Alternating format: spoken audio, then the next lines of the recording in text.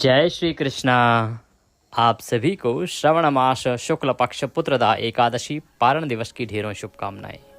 प्रिय भक्तों, आज 6 अगस्त का दिन है। 6 अगस्त को आपने पुत्रदा एकादशी का व्रत पारण करना है। पारण कब करना है, क्या शुभ मुहूर्त रहेगा, क्या खाके करना चाहिए, भगवान को क्या भोग लगाना चाहिए, पारण के दिन पूजन कैसे करना चाहिए, आप पूजन की विधि क्या है, नियम क्या रहेंगे, इसकी जानकारी आपको प्रदान करेंगे। साथ में आरती भी करेंगे, जिससे कि आपको आरती के लिए इधर उधर किताब ना ढूंढनी पड़े या मोबाइल पर सर्च ना करना पड़े। पूरी पूजन विधि के साथ आरती करते हुए, भोग लगाते हुए, पुष्पांजलि करते हुए संपूर्ण विषय आपको बताया जाएगा। इसको आप केवल पूजा के पहले चला लीजिएगा और इसके अनुसार करते चले जाइएगा। सभी कर्म आपका व्रत पारण पूजन सही प्रकार से हो जाएगा, नियम के अनुसार हो जाएगा। कोई जानकारी या नियम आपसे छूटेगा नहीं, कोई विधि छूटेगी नहीं और आपको व्रत का संपूर्ण पुण्यफल प्राप्त हो जाएगा। तो आइए जानकारी आरंभ करेंगे। आपसे निवेदन है कि यह भगवान के व्रत से संबंधित जानकारी का एक महत्वपूर्ण वीडियो है, तो कृपया इसे अधिक से अधिक लोगों के साथ शेयर कीजिए। वीडियो को एक बार लाइक अवश्य कर दीजिएगा। आपका एक लाइक हमारे लिए बड़ा महत्वपूर्ण है। साथ ही अपने व्रत की सफलता के लिए कमेंट बॉक्स में अवश्य लिखिएगा जय श्री हरि या ओम नमो भगवते वासुदेवाय। भगवान नारायण के ये मंत्र जितने अधिक लिखे जाएंगे उतना कल्याण होता है। आप देख रहे हैं देवभूमि ज्योतिष संस्थान का प्रतिष्ठित यूट्यूब चैनल देवभूमि धार्मिक। हम यहाँ पर सभी व्रत और त्योहारों की सही शास्त्रीय जानकारी प्रदान करते हैं। ज्योतिष शास्त्र और पंचांग के आधार पर आपको बताते हैं कि कौन सी तिथि कब है, व्रत आदि कब करना है, क्या विधि है, क्या नियम है, क्या गलतियां नहीं करनी है, किस गलती को करने से आपको बचना है। यदि आप सभी व्रत और त्योहारों की सही शास्त्रीय जानकारी पाते रहना चाहते हैं तो कृपया चैनल को अभी सब्सक्राइब कीजिए और बेल आइकन को प्रेस कीजिए। जब आप सब्सक्राइब का बटन दबाएंगे तो वहाँ एक घंटी का निशान बना हुआ आएगा, उसको अवश्य दबाइएगा, तभी आपको हमारे सारे वीडियो प्राप्त होंगे, अन्यथा आपसे जानकारी छूट जाएगी। आइए प्रिय भक्तों, जानकारी आरंभ करते हैं। एकादशी का व्रत आपने किया है 5 तारीख को। प्रातः काल उठने के बाद स्नान आदि से निवृत्त होकर आपने संकल्प करते हुए व्रत पूजन किया। पूजन करके कथा श्रवण करी। नियमों के अनुसार आप आशा करते हैं दिन को व्यतीत कर रहे होंगे। नियमों में प्रमुख रूप से ब्रह्मचर्य को धारण किए रखना है। किसी का अहित नहीं करना है, किसी का बुरा नहीं करना है, किसी का अपमान नहीं करना है, अकारण क्रोध नहीं करना है, किसी को हानि नहीं पहुंचानी है, जीव हत्या नहीं करनी है। इन बातों का ध्यान रखना है। घर में कलह कलेश की अवस्था नहीं होनी चाहिए। क्योंकि यह वो समय है जब नारायण आपके घर में विराजमान है। तो बहुत ही शांत चित्त और प्रसन्न मन से आपको यह समय व्यतीत करना है। इस प्रकार से समय व्यतीत करते हुए अपने दिन को व्यतीत कीजिएगा। सायंकाल को कीर्तन की बड़ी महिमा है। आपको एकादशी के दिन शाम को कीर्तन करना चाहिए।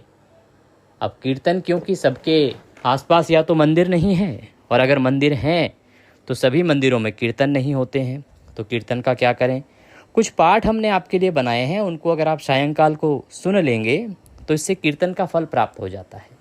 कौन से पाठ हैं? जैसे विष्णु सहस्त्र नाम है, नारायण रक्षा कवच है, गीता का 7वां अध्याय है या गीता सार है। इन सभी के वीडियो हमारे चैनल पर उपलब्ध हैं। इसके अतिरिक्त हम आपके लिए एक पारण विशेष या एकादशी विशेष एक वीडियो लेके आते हैं, जिसमें हम एकादशी कीर्तन का फल पाने के लिए 3-4 जो स्तोत्र हैं उन सभी को एक ही वीडियो में अपलोड कर देते हैं। उसको आप सुन लीजिएगा, तो उससे क्या है कि कीर्तन का पुण्य फल आपको प्राप्त हो जाएगा। संभव हो तो रात्रि को जागरण कीजिएगा, क्योंकि रात्रि को जागरण की महिमा भी इस एकादशी में बड़ी अधिक बताई गई है। संभव हो तो पृथ्वी पर शयन कीजिएगा अगर शयन करना हो। अगले दिन पारण के लिए सूर्योदय से पहले उठ जाइएगा, इसका ध्यान रखिएगा। उठने के बाद स्नान आदि करके स्वच्छ वस्त्र धारण कीजिए।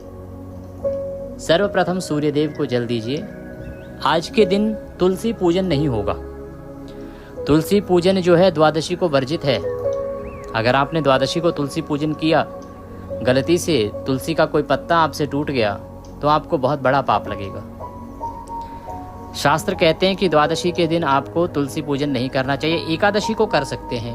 अब कुछ लोग कहते हैं पंडित जी एकादशी तो हमने सुना है नहीं करते। ये अनुचित जानकारी है कहीं से अगर आपको मिली है तो। एकादशी को तुलसी पूजन किया जा सकता है, सभी शास्त्र कहते हैं, सभी पुराण कहते हैं। करीब 6 पुराणों में वर्णन आता है माता तुलसी के पूजन का। उनमें सभी में एकादशी के लिए नहीं रोका गया, द्वादशी को वर्जित बताया गया है। द्वादशी के दिन आपको तुलसी का पूजन नहीं करना या तुलसी को किसी प्रकार की हानि नहीं पहुंचानी, तुलसी पत्ता नहीं तोड़ना, तुलसी की मंजरी नहीं उतारनी, अन्यथा बहुत बड़ा पाप लगता है। तो ध्यान दीजिएगा, पारण वाले दिन आप सुबह तुलसी की पूजा ना करें। और इसको दिमाग में रखिए, कई बार होता है कि हमारा नियम होता है ना प्रतिदिन का, तो हम सुबह उठते हैं, जल देते जाते हैं और माता तुलसी को भी पूजा कर देते हैं। तो इसका ध्यान रखिए कि द्वादशी के दिन आपको भूल के भी ये गलती नहीं करनी है। पीपल में जल दे सकते हैं, मंगलवार का दिन है, कोई वो नहीं है। अगर पीपल आपके यहाँ पर है तो आप पीपल में जल दीजिए, बड़ा कल्याणकारी है। और उसके बाद आप पूजन के लिए, पारण के पूजन के लिए सामग्री एकत्र कीजिए और पारण पूजन के लिए आसन लगा के बैठ जाइए। जिन दर्शकों ने हमारी बताई गई विधि से पूजन किया होगा तो आपने पहले ही चौकी लगा रखी ही होगी। एकादशी के जिस दिन आपने पूजन किया है 5 तारीख को, तो आपने चौकी पर भगवान की स्थापना की होगी, या मंदिर में भगवान पहले से विराजमान है तो वहाँ पे आपने पूजन आदि किया होगा, तो पहले से ही स्थापित होगा सब। जो नए दर्शक हैं, जिन्होंने हमारी उस विधि से पूजन नहीं किया था, जिनके यहाँ भगवान स्थापित नहीं हैं, तो उनके अनुसार हम चलते हैं अभी कि कैसे आपने पूजन करना है, क्या क्या सामग्री आपको चाहिए। जहाँ से पूजन आरंभ होगा वहाँ से बाकी दर्शक भी आरंभ कर दीजिएगा, जो पहले ही स्थापना कर चुके हैं हमारे अनुसार, तो वो पूजन जहाँ से आरंभ होगा वहाँ से शुरू कर दीजिएगा। पहले अभी हम स्थापना की ओर बढ़ेंगे। सबसे पहले आप सभी सामग्री के ऊपर ध्यान दीजिए कि सामग्री क्या चाहिए। प्रिय भक्तों, सामग्री के रूप में आपके पास भगवान श्री हरि विष्णु की कोई तस्वीर होनी चाहिए या प्रतिमा होनी चाहिए। आप लड्डू गोपाल भी प्रयोग कर सकते हैं पूजा के लिए। तस्वीर या प्रतिमा, उनको विराजमान करने के लिए एक चौकी लीजिए, चौकी पर बिछाने के लिए पीला वस्त्र ले लीजिए। इसके अतिरिक्त रौली, मौली, पान, सुपारी, लौंग, इलायची, धूप, दीप, नैवेद्य, फूलों की माला, इत्र, पंचामृत में कच्चा दूध, दही, घी, शक्कर और गंगाजल। ध्यान दीजिए, शहद का प्रयोग वर्जित है। एकादशी पूजा में शहद का जो त्रिदिवसीय विधान बता गया है ना, शहद एकादशी का जो पूजा का विधान है वो त्रिदिवसीय है। पहले भी मैं आपको बता चुका हूँ, 3 दिन का विधान होता है इसका। इन तीनों ही दिनों में आपको ये प्रयोग नहीं करना चाहिए। क्या? शहद प्रयोग नहीं करना चाहिए। शहद का त्याग बताया गया है। दशमी तिथि को अर्थात व्रत के एक दिन पहले, व्रत वाले दिन और व्रत के अगले दिन पारण वाले दिन, तीनों दिन आपको शहद नहीं प्रयोग करना है। तो आज जो पंचामृत बनेगा उसमें शहद नहीं डालना है आपको। ये सामग्री रहेगी। इसके अतिरिक्त आपको 2 चीज़ें और करनी चाहिए इसमें। वो है, एक तो है दूर्वा हरी घास, जो आप गणेश जी को अर्पित करते हैं बुधवार को, तो हरी घास दूर्वा लीजिएगा। वो क्यों लेनी है उसके विषय में आगे बताऊंगा मैं आपको जब अर्पित करेंगे। और दूसरा आपको लेना है हरे मूंग, अंकुरित मूंग लेने, हरे मूंग में भी। अगर आपने कल ये उपाय कर लिया है संतान प्राप्ति के लिए तो आवश्यकता नहीं है दोबारा करने की। जिन लोगों ने ये उपाय कल नहीं किया था वो आज पारण पूजा में भी इस उपाय को कर सकते हैं। इसका लाभ ये होगा कि ये विशेष रूप से संतान प्राप्ति में सहायक है। यदि आपने पुत्र द एकादशी का व्रत किया है संतान प्राप्ति के लिए तो आपको यह उपाय अवश्य ही करना चाहिए। ये सारी सामग्री है, सामग्री को एकत्र कीजिए। आपका जो भी पूजा स्थल है वहाँ पर आसन लगा के बैठ जाइए, उत्तर दिशा की ओर मुख करके आसन लगा के बैठ जाइए, उत्तर दिशा की ओर मुख करके। और सबसे पहले भगवान की स्थापना करेंगे। अगर आपके यहाँ मंदिर में भगवान श्री हरि विष्णु पहले से स्थापित हैं तो बहुत उत्तम है। अब एक तांबे का लोटा लीजिए, जो हमने सामग्री में आपको बताया है, तांबे का लोटा लीजिए, इसको अच्छे से साफ़ कर लीजिए, मांझ लीजिए। फिर इसमें पहले गंगा जल भरिए, फिर शुद्ध जल भर लीजिए और उत्तर दिशा की ओर मुख करके बैठ के सभी सामग्री पर और उस स्थान पर जहाँ आपने पूजन करना है इस जल के छींटे देंगे। फूल के माध्यम से जल छिड़किए। ओम पवित्र हो पवित्रवांग सर्वांग वस्तांगतो पिबम यह स्मरेत पुंडरीकाक्षम सभायंतरः शुचिः हो।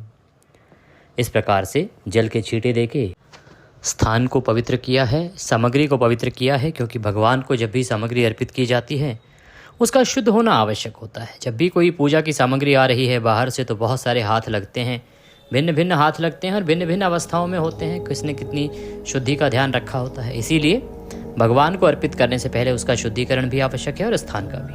अब आप चौकी को स्थापित कीजिए, चौकी लगा लीजिए, चौकी पर पीला वस्त्र बिछाइए, भगवान की तस्वीर या प्रतिमा को स्थापित कीजिए, उनके सामने घी का दिया रखिए, धूप रखिए, अपने सीधे हाथ पे जल लीजिए, हाथ धो लीजिए। हस्तो प्रक्षालनम। हाथ धोने के बाद एक एक मंत्र पर एक एक चम्मच जल स्वयं ग्रहण करना है। हम यहाँ से मंत्र पढ़ेंगे, आप एक एक चम्मच जल ग्रहण कीजिए। ओम माधवाय नमः, जल लीजिए और ग्रहण कीजिए। ओम केशवाय नमः, जल लीजिए, ग्रहण कीजिए। ओम नारायणाय नमः, जल लीजिए, ग्रहण कीजिए। ओम ऋषिकेशाय नमो नमः। हस्तो प्रक्षालनम। हाथ धो लीजिए। हाथ धो के अपने आप को तिलक कीजिए, मौली बांधिए और अब हम भगवान का पूजन आरंभ करेंगे। भगवान के सामने एक पात्र रख दीजिए, कटोरी आदि रख दीजिए, उसमें आप पूजा की सामग्री अर्पित कीजिएगा। जो लोग कल पूजन कर चुके थे, कल जिन्होंने चौकी स्थापित की थी, तो आप कल की मालाएं आदि हटा दीजिए, कल की पूजा की सामग्री हटा दीजिए। नया धूप दीप प्रज्वलित कर लीजिए, धूप जला के, दीप जला के, और अब आप पूजन आरंभ कीजिए। जिन्होंने कल पूजन किया था वो भी आरंभ करें, और जिन्होंने आज ही चौकी लगाई है, जो पहले से नहीं जानते थे कि कैसे पूजन करना है, तो आप भी चौकी आदि स्थापित करके और अब हम पूजन आरंभ करेंगे। पूजन के लिए सबसे पहले भगवान को पद्य, अर्घ्य, आचमनी अर्पित किया जाता है। तो एक एक चम्मच जल आप एक एक मंत्र पर भगवान को अर्पित करेंगे। ओम भूर्भुवस्सुः श्री वासुदेवाय नमः। पुत्रदा एकादशी व्रत पारण पूजन अंतर्गते भगवान श्री हरि विष्णु पूजन निमित्तार्थाय पद्यम समर्पयामि। पद्य के रूप में एक चम्मच जल लीजिए और भगवान को अर्पित कर दीजिए। ओम भूर्भुवस्सुः वासुदेवाय नमः। अर्घ्यम समर्पयामि। अर्घ्य के रूप में एक चम्मच जल लीजिए और भगवान को अर्पित कर दीजिए। ओम भूर्भुवस्सुः श्री नारायणाय नमः। आचमनीम समर्पयामि। आचमनी के रूप में एक चम्मच जल लीजिए और भगवान को अर्पित कर दीजिए। पद्य, अर्घ्य, आचमनी कराने के बाद भगवान को स्नान कराया जाता है, तो प्रेम पूर्वक स्नान कराइएगा। जिनके पास प्रतिमा है अच्छे से नहलाइए, और जो तस्वीर पर पूजन कर रहे हैं वो एक चम्मच जल स्नान के लिए इस भाव से अर्पित कीजिए कि आप भगवान को खूब सारे जल से अभिषेक करा रहे हैं, नहला रहे हैं। ओम भूर्भुवस्सुः श्री नारायणाय नमः। स्नान निमित्तार्थाय जलम समर्पयामि। शुद्ध जल से स्नान कराने के बाद पंचामृत से स्नान कराया जाता है, तो पंचामृत लीजिए, पंचामृत से भगवान को स्नान कराइए। पंचामृत बनाएंगे कच्चा दूध, दही, घी, शक्कर और गंगा जल से। शहद का प्रयोग नहीं होगा पंचामृत में, ध्यान दीजिएगा। तो पंचामृत बनाइए और पंचामृत से भगवान को नहलाइए। जो लोग प्रतिमा पर पूजन कर रहे हैं ना, तो आप अच्छे से नहलाइए भगवान को पंचामृत से। और जो लोग तस्वीर पर पूजन कर रहे हैं वो कैसे अर्पित करेंगे, तो आप लोग फूल पर लगा लीजिए पंचामृत और भगवान को अर्पित कीजिएगा। ओम भूर्भुवस्सुः श्री वासुदेवाय नमः। पंचामृत स्नान निमित्तार्थाय पंचामृतम समर्पयामि। पंचामृत भगवान को अर्पित कीजिए। पंचामृत से अच्छे से अभिषेक कराइए भगवान को प्रेम से। ओम नमो भगवते वासुदेवाय, ओम नमो भगवते वासुदेवाय, ओम नमो भगवते वासुदेवाय। यह मंत्र जपते हुए जो भी प्रतिमा पर पूजन कर रहे हैं, इस मंत्र को जपते हुए भगवान को अच्छे से नहलाइए। पंचामृत स्नान के बाद भगवान को शुद्ध जल से स्नान कराया जाता है, तो शुद्ध जल से नहलाइए भगवान को। ओम भूर्भुवस्सुः श्री वासुदेवाय नमः। शुद्ध्योदक स्नान निमित्तार्थाय शुद्ध जलम समर्पयामि। शुद्ध जल अर्पित कीजिए भगवान को, शुद्ध जल से नहलाइए। तदुपरांत भगवान को यज्ञोपवीत अर्पित किया जाएगा। यज्ञोपवीत क्या होता है? जनेऊ। जनेऊ लीजिए, जनेऊ को रौली कुमकुम आदि से तिलक कर लीजिए और उसके बाद इस जनेऊ को भगवान को अर्पित कीजिएगा। रौली कुमकुम आदि से तिलक करने के बाद ओम भूर्भुवस्सुः श्री वासुदेवाय नमः। यज्ञोपवीतम समर्पयामि। यज्ञोपवीत अर्पित कीजिए। यज्ञोपवीत अर्पित करने के बाद अब भगवान को वस्त्र अर्पित किया जाता है। वस्त्र के रूप में एक मौली का टुकड़ा तोड़िए और वह भगवान को अर्पित कर दीजिए। ओम भूर्भुवस्सुः श्री वासुदेवाय नमः। वस्त्रम समर्पयामि। प्रेम से भगवान को वस्त्र अर्पित कीजिए। वस्त्र अर्पित करने के बाद भगवान को इत्र लगाया जाता है। इत्र कैसे लगाएंगे? इत्र आप रुई पर लगा लीजिए या फूल पर लगा लीजिए और वह रुई या फूल भगवान को अर्पित कीजिएगा। ओम भूर्भुवस्सुः श्री वासुदेवाय नमः। इत्रम समर्पयामि। इत्र अर्पित कीजिए। इत्र अर्पित करने के बाद प्रभु को तिलक लगाएंगे। तिलक लगाइए प्रेम से, रौली कुमकुम आदि का तिलक कीजिए। ओम भूर्भुवः श्री वासुदेवाय नमः, तिलकम समर्पयामि। प्रेम से तिलक अर्पित कीजिए भगवान को। तिलक लगाने के बाद भगवान को पुष्प अर्पित किया जाएगा। फूलों की माला है तो माला पहनाइएगा। ओम भूर्भुवः श्री वासुदेवाय नमः, पुष्पम समर्पयामि, माल्यार्पणम कुरुः। पुष्प अर्पित कीजिए, माला है तो माला पहनाइए। ध्यान दीजिएगा, अब 2 वस्तुएं हमने आपको अलग से लाने के लिए बोली थी, एक दूर्वा और एक मूंग, अंकुरित मूंग। अंकुरित मूंग उनके लिए जो विशेष रूप से संतान प्राप्ति के लिए यह व्रत कर रहे हैं, और दूर्वा तो सभी को अर्पित करनी चाहिए। जिस दिन आपने एकादशी व्रत पूजन किया था उस दिन भी अर्पित करनी चाहिए और आज भी अर्पित करनी चाहिए। दूर्वा लीजिए हाथ में और भगवान को अर्पित कीजिए। ओम भूर्भुवः श्री वासुदेवाय नमः, दूर्वांकुरम समर्पयामि। प्रेम से भगवान को दूर्वांकुर अर्पित कीजिए। दूर्वा जो है, पहले मैं आपको बता चुका हूँ कि आपको चातुर्मास में विशेष फलदायी होती है। दूर्वांकुर भगवान नारायण को अर्पित किया जाता है। चातुर्मास में अवश्य ही आपको चढ़ाने चाहिए भगवान को। भगवान तो कहते हैं कि यदि कोई चातुर्मास के पूरे 4 महीने दूर्वांकुर से भगवान का पूजन करता है, दूर्वा अर्पित करता है, तो इस पृथ्वी पर वो सभी सुखों को भोगकर अंत में भगवान के परम धाम को प्राप्त करता है। धन धान्य आदि सब कुछ प्राप्त होता है यदि आप यह कर्म करते हैं, चातुर्मास में यह नियम धारण करते हैं। तो आप अगर चातुर्मास में पूरे 4 महीने ना कर पाएँ तो एकादशी पर आपको अवश्य करना चाहिए। इसीलिए दूर्वांकुर अर्पित किया जाता है। दूर्वांकुर अर्पित करने के बाद आप भगवान को धूप दिखाएंगे और दीप दिखाएंगे। ओम भूर्भुवः श्री वासुदेवाय नमः, धूपम दर्शयामि। ओम भूर्भुवः श्री वासुदेवाय नमः, दीपम दर्शयामि। धूप दिखाइए, दीप दिखाइए और नैवेद्य अर्पित कीजिए। नारायण को नैवेद्य अर्पित करेंगे। नैवेद्य के रूप में कोई फल है तो फल लीजिए, मिठाई है तो मिठाई लीजिएगा, और ये ना हो तो मिश्री ले लीजिएगा। भगवान को अर्पित कीजिएगा प्रेम से। ओम भूर्भुवः श्री वासुदेवाय नमः, नैवेद्यम समर्पयामि। नैवेद्य अर्पित कीजिए प्रेम से भगवान को। नैवेद्य अर्पित करने के बाद भगवान को मूंग अर्पित किया जाएगा, जो आपने विशेष रूप से इच्छा प्राप्ति के लिए, इच्छा पूरी हो इसके लिए अर्पित करना है। यदि कोई भी दंपत्ति संतान चाहते हैं उनके लिए। हाथ में अंकुरित मूंग लीजिए। अंकुरित मूंग कहते हैं जो स्प्राउटेड ग्रीन ग्राम दाल होती है। ये जो साबुत मूंग होता है उसको भिगो के रख दिया जाता है तो अगले दिन वह अंकुर फूट आता है उसमें, उसको कहते हैं स्प्राउटेड जो दाल होती है उसको। वो इसलिए क्योंकि जब अंकुर फूटता है उसको नए जीवन की शुरुआत कहते हैं ना, उसी से तो नया पौधा बनता है। तो इसी प्रकार से ये अंकुरित जो मूंग आप हाथ में लेंगे, भगवान नारायण से प्रार्थना करेंगे कि हे प्रभु, आज पुत्रदा एकादशी का हमने व्रत किया है, पूजन किया है, आज पारण दिवस पर हम यह अंकुरित मूंग आपको अर्पित कर रहे हैं। आपके आशीर्वाद से जिस प्रकार से इस मूंग में नया जीवन फूटा है, उसी प्रकार से हमारे जीवन में भी नया प्रकाश लाइए, नया जीवन का उल्लास लाइए, हमें संतान प्रदान कीजिए। इस प्रकार से भावना रखते हुए भगवान को मूंग अर्पित कीजिए। उम्मीद करेंगे कि अगले साल तक आपकी यह मनोकामना पूर्ण हो जाए, तो उसके अनुसार फिर विधि बताएंगे और क्या करना चाहिए। इस प्रकार से मूंग अर्पित कीजिएगा और जलाचमनी कराइएगा। जलाचमनी 1 चम्मच जल लीजिएगा, भगवान को अर्पित कर दीजिएगा।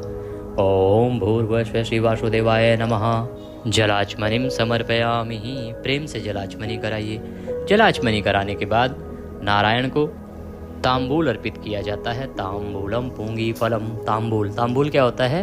एक पान का पत्ता लीजिए, उस पर 2 लौंग, 2 इलायची और 1 सुपारी रखिए और वह भगवान को अर्पित कर दीजिए। ओम भूर्भुवः श्री वासुदेवाय नमः, तांबूलम समर्पयामि। तांबूलम पूंगी फलम शुभ दक्षिणायाम शुभदो वरदो भवः। जो भी कुछ दक्षिणा राशि आप अर्पित करना चाहते हैं वह दक्षिणा राशि भगवान को अर्पित कीजिए। दक्षिणा भगवान को चढ़ाइए और हाथ जोड़ के नमस्कार कीजिए। इस प्रकार से ये पूजन हुआ। पूजन के बाद आपको तुलसी माता की कथा जो पारण पर सुनी जाती है वो सुन लेनी चाहिए, और इसके अतिरिक्त आप विष्णु सहस्त्र नाम का श्रवण कर सकते हैं, आपको सुनना चाहिए। गीता का 7वां अध्याय भी द्वादशी को बड़ा कल्याणकारी है, इनका श्रवण कीजिए। भगवान की तदोपरांत आरती कीजिए। आरती ओम जय जगदीश हरे से करेंगे। आप कर्पूर प्रज्वलित कीजिए और आरती करना आरंभ कीजिए। ओम कर्पूर गौरम करुणावतारम संसार सारम भुजगेंद्रहारम सदा वसन्तं हृदयारवृन्दे भवं भवामि सहितं नमामि। ओम जय जगदीश हरे स्वामी जय दीननाथ हरे, भक्तजनों के संकट क्षण में दूर करे। ओम जय जगदीश हरे, जो ध्यावे फल पावे, दुख विनसे मन का स्वामी दुख विनसे मन का। सुख संपत्ति घर आवे, कष्ट मिटे तन का। ओम जय जगदीश हरे, मात पिता तुम मेरे, शरण गहूँ मैं किसकी स्वामी शरण गहूँ मैं किसकी। तुम बिन और न दूजा, आस करूं जिसकी। ओम जय जगदीश हरे, तुम पूर्ण परमात्मा तुम अंतर्यामी स्वामी तुम अंतर्यामी। पार ब्रह्म परमेश्वर तुम सबके स्वामी। ओम जय जगदीश हरे, तुम करुणा के सागर तुम पालन करता स्वामी तुम पालन करता। मैं मूर्ख कल कामी, कृपा करो भरता। ओम जय जगदीश हरे, तुम हो एक अगोचर सबके प्राणपति स्वामी सबके प्राणपति। किस विध मिलूं दया में, कैसे है आऊं शरण में, तुमको मैं कुमति। ओम जय जगदीश हरे, दीन बंधु दुख हरता, ठाकुर तुम मेरे स्वामी रक्षक तुम मेरे। अपने हाथ उठाओ अपने शरण लगाओ, द्वार पड़ा मैं तेरे। ओम जय जगदीश हरे, विषय विकार मिटाओ, पाप हरो देवा स्वामी कष्ट हरो देवा।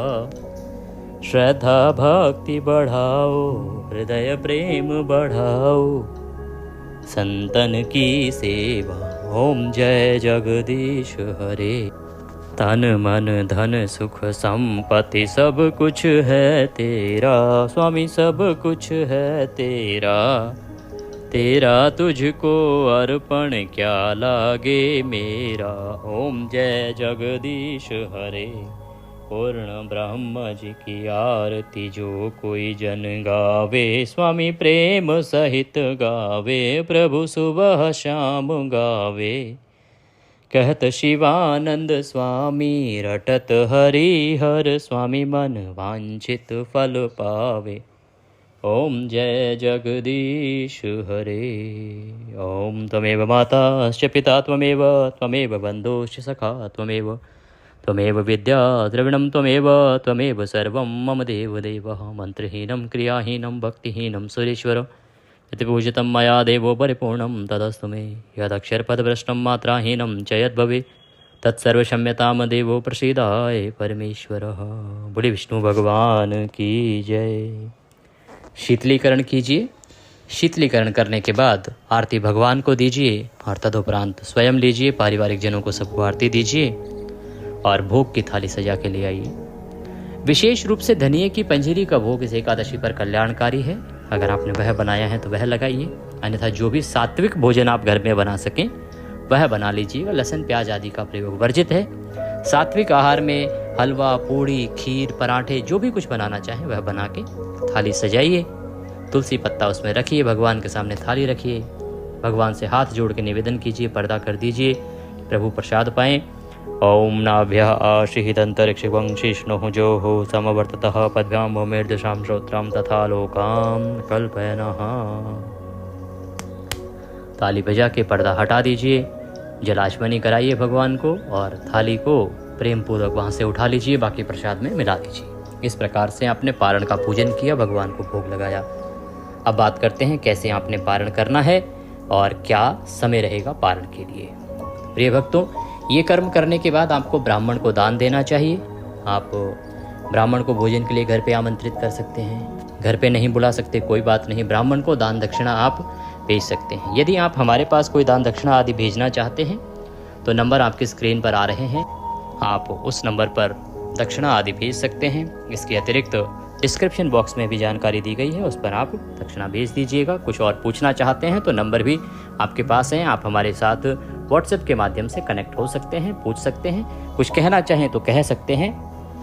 ब्राह्मण को दान दक्षिणा आदि देने के बाद आपने व्रत का पारण करना है। पारण करने के लिए आसन लगा के बैठ जाइए। ओम नमो भगवते वासुदेवाय मंत्र का 5 बार जाप कीजिए। ओम नमो भगवते वासुदेवाय, ओम नमो भगवते वासुदेवाय, ओम नमो भगवते वासुदेवाय। इस प्रकार से 5 बार जपिए। तुलसी का पत्ता मुंह में रखिए और जल ग्रहण कीजिए। इस प्रकार से आपका पारण हुआ। अब आप अन्न कभी भी ग्रहण कर सकते हैं, ऐसा नहीं कि अभी आपको अन्न खाना है। आप जब भी आपके घर में अन्न खाने का आपका वो हो कि हाँ जी आपको नाश्ता करना है, कैसे करना है, तो जो भी भगवान को भोग लगाया है आपने, पहले वह ग्रहण कीजिएगा, इसका ध्यान रखिए।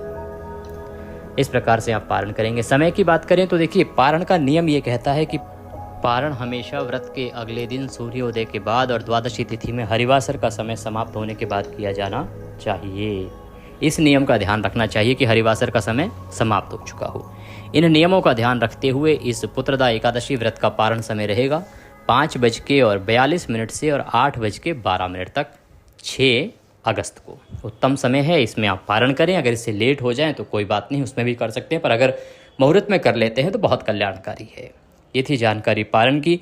कुछ और पूछना चाहते हैं, कहना चाहते हैं तो अवश्य कमेंट बॉक्स में लिख के अपनी राय दे सकते हैं। ईश्वर सब पर कृपा करें। वीडियो को हो सके तो अधिक से अधिक लोगों के साथ शेयर कीजिए, जिससे कि बाकी लोग भी इसका लाभ ले सकें। जय श्री कृष्ण।